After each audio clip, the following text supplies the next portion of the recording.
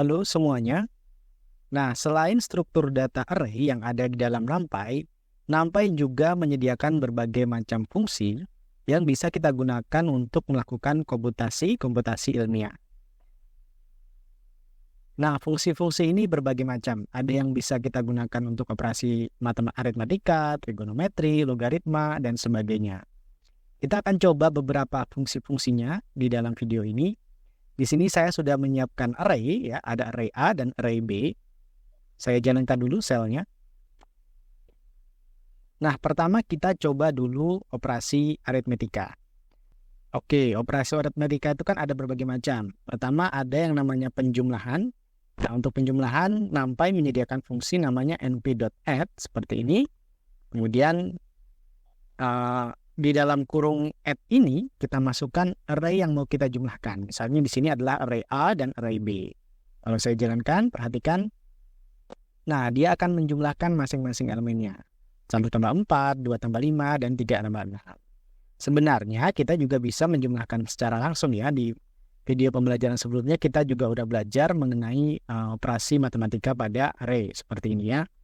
Dan ini adalah salah satu alternatifnya yang sudah disediakan oleh library NumPy. Nah, selain add ada juga misalnya perkalian atau pembagian. Kita bisa menulis gini, multiply array A dan B. Nah, seperti ini. Ini adalah perkalian. Jadi di sini 1 dikali 4, kemudian 2 dikali 5, hasilnya 10, kemudian 3 dikali 6, hasilnya 18. Dan sebagainya. Selain aritmetika, di dalam NumPy juga ada fungsi-fungsi statistik ya. Di video pembelajaran sebelumnya kita kan udah belajar fungsi statistik, tetapi dalam bentuk metode ya. Metode itu adalah fungsi yang melekat pada sebuah objek. Misalnya array A, misalnya gini kan, dot. Nah, ini kemudian kita tulis nama fungsinya sum. Nah, ini adalah metode. Tetapi library NumPy sendiri sudah menyediakan fungsi-fungsi statistiknya. Contohnya seperti ini, misalnya saya punya array ya. Di sini saya paste langsung aja. Array C nilainya adalah 1, 2, 2, 3, 4, dan 5, 5. Ini adalah array satu dimensi. Nah, terdapat fungsi statistik, misalnya kita ingin mencari rata-rata. Kita bisa ditulis di sini NumPy.min seperti ini ya. Kemudian kita masukkan array yang mau kita cari rata-ratanya. Seperti itu ya.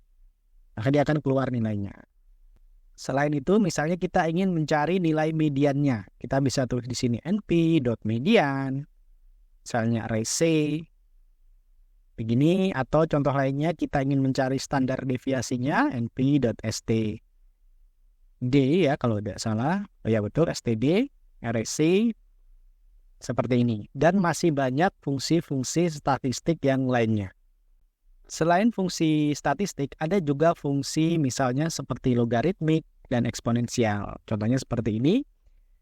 np.log ya. Nah, log ini untuk mencari logaritmik dari sebuah array. Kita masukkan array-nya, misalnya array C.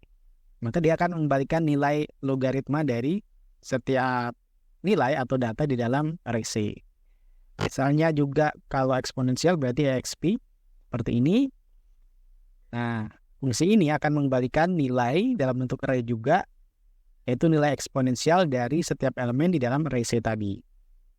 Dan yang terakhir saya berikan contoh, ada juga fungsi-fungsi trigonometri ya. Trigonometri berhubungan dengan sudut ya. Contohnya di sini numpy.sin misalnya.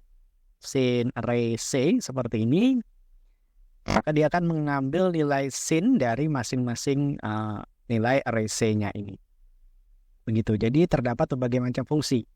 Di dalam notebook yang telah saya sediakan kepada kalian di dalam resource video ini ya, di situ terdapat berbagai macam fungsi yang sudah saya rangkumkan untuk kalian, supaya kalian bisa tahu apa saja sih yang terdapat di dalam NumPy ini.